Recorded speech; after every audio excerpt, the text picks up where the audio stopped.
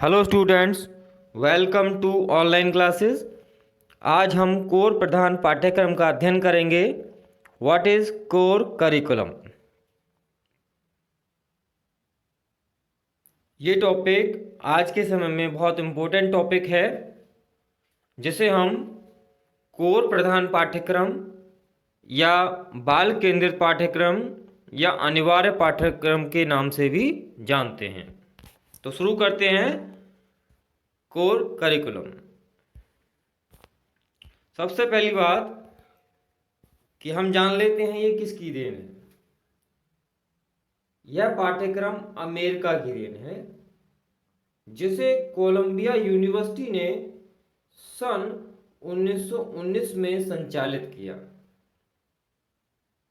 This course is contribution of America which was first conducted by Columbia University in 1919। तो आगे बात करते हैं। इसमें बालक को व्यक्तिगत तथा सामाजिक दोनों प्रकार की समस्याओं के अनुभव दिए जाते हैं। ऐसे अनुभव जिससे वे अपने जीवन की समस्याओं को हल करते हुए एक सफल नागरिक बन सके और देश के कुछ काम आ सकें। इसमें कुछ विषय अनिवार्य होते हैं तथा अधिक विषय ऐच्छिक अर्थात व्यक्तिगत रुचियों पर आधारित होते हैं। बच्चे की जिस में रुचि होती है उस आधार पर वो निर्णय लेता है। अगली बात करते हैं। जो विषय अनिवार्य होंगे वे सभी छात्रों को पढ़ना अनिवार्य होते हैं तथा जो अधिक विषय ऐच्छिक हैं उन्हें वे अपनी व्यक्तिगत रुचियां या आवश्यकताओं एवं क्षमताओं के आधार पर चुन सकते हैं। जिनके चुनाव की उन्हें स्वतंत्रता होती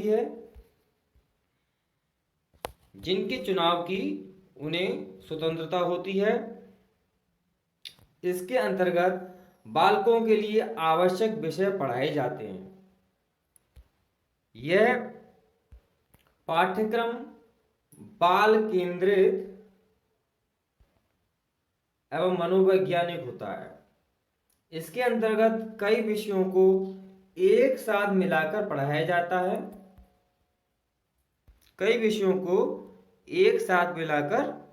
जाता है, जिससे बालक के सर्वांगीण विकास का यह एक माध्यम भी बनता है।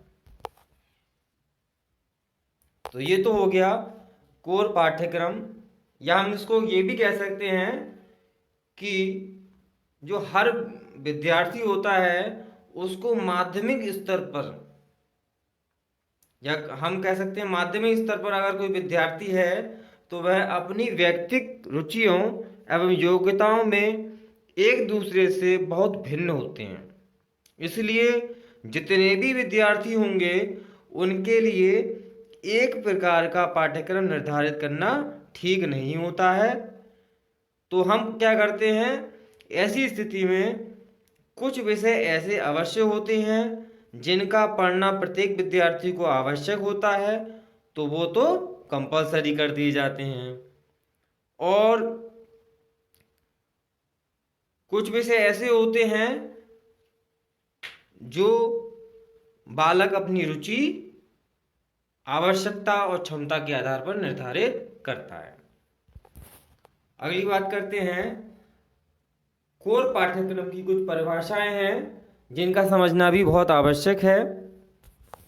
तो सबसे पहले बात करते हैं अल्बर्टी के अनुसार। अल्बर्टी की जो डेफिनेशन थी वो कहती है, कोर पाठ्यक्रम उस समग्र पाठ्यक्रम का एक अंग माना जा सकता है जो सभी छात्रों के लिए आधारभूत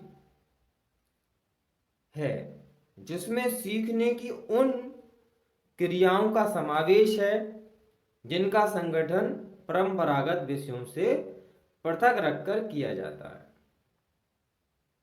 यानी कि ऐसे विषयों को से अलग रखकर किया जाएगा, जो परंपरागत यानी कि फॉर्मल सब्जेक्ट्स के अंतर्गत आते हैं।